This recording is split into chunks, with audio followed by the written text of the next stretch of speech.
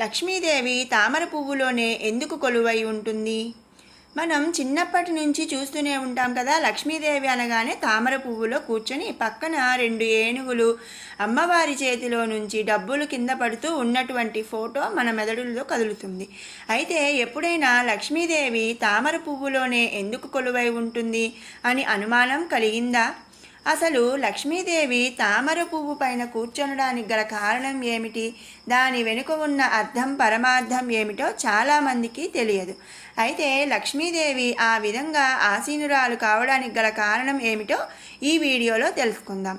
తామర పువ్వును చూడగానే అలజడితో ఉన్న మనసు కూడా ఎంతో ప్రశాంతంగా ఉంటుంది. తామర పువ్వు స్వచ్ఛతకు ప్రతీక. నిజానికి తామర పువ్వు బురద నుంచి పుడుతుంది. ఆ విధంగా బురద నుంచి పుట్టినప్పటికీ తామర పువ్వుకు ఎలాంటి బురద అంటకుండా స్వచ్ఛంగా బయటకు వస్తుంది. అదేవిధంగా మన జీవితంలో కూడా ఇతరుల గురించి పట్టించుకోకుండా సొంతంగా స్వచ్ఛమైన మనసుతో ఎదగాలని తామర పువ్వు మనకు సూచిస్తుంది. ఇక తామర పువ్వు కొలనులో లేదా సరస్సులో పుడుతుంది. సరస్సులో ఉన్నటువంటి ఈ తామర పువ్వుకు నిలకడ ఉండదు. నీటి ప్రవాహం వచ్చినప్పుడల్లా అటు ఇటు కదులుతూ ఊగుతూ ఉంటుంది.